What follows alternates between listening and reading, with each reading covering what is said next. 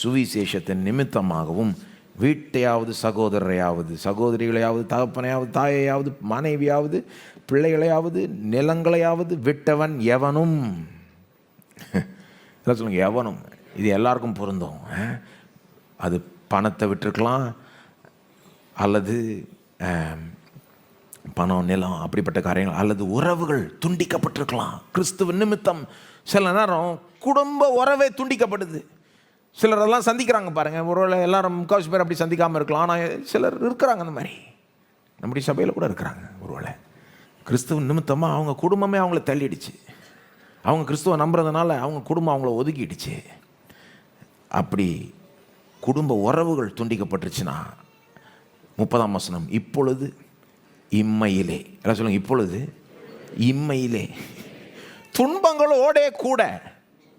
இது என்ன, இது தேவையில்லாமல், ஏன் இயேசுவே ஏன் இதை சொல்லிட்டீர், அந்த வார்த்தை மட்டும் எடுத்துருக்கலாமே. அவர் ரொம்ப ஞானம் உள்ளவர். அவருக்கு என்ன சொல்கிறாருன்னு அவருக்கு தெரியும். இப்பொழுது இம்மையிலே துன்பங்களோட கூட நூறத்தனையாக.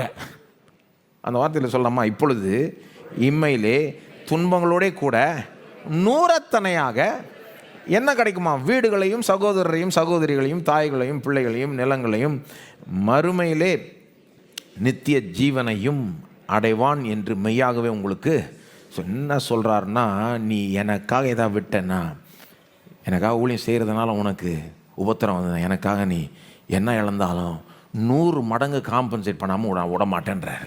ஏதோ ஒரு விதத்தில் 100 மடங்கு காம்பன்சேட் பண்ணுவேன். ஆனால் 100 மடங்கு ஆசீர்வதிச்சார்னா சிலர் 100 மடங்கு அதிகமாக பொறாமப்படுவாங்க. உண்மை தானங்க? யோசித்து பாருங்கள்.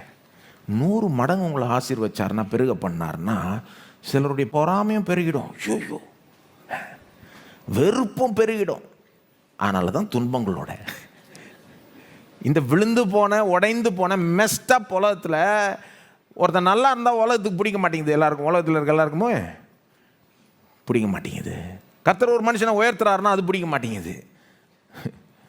அதனால தான் இயேசு ரொம்ப ஞானம் என்ன சொல்கிறார், துன்பங்களோட கூட. இதுதான் ரியாலிட்டி. பைபிள் ரொம்ப ஒரு ரியல் புஸ்தகம் பாருங்கள். It's a very practical and real book. இயேசுக்கிட்ட வா, உனக்கு life will be a bed of roses அப்படியே அப்படின்னு போதிக்கல. ஆசீர்வாதத்தை குவிச்சு வைப்பார் உனக்கு. ஆனால் குவிச்சார்னாலே சில கண்ணுக்கெல்லாம் அதை பொறுத்துக்க முடியாது. பொறாமையின் கண்ணுகள்.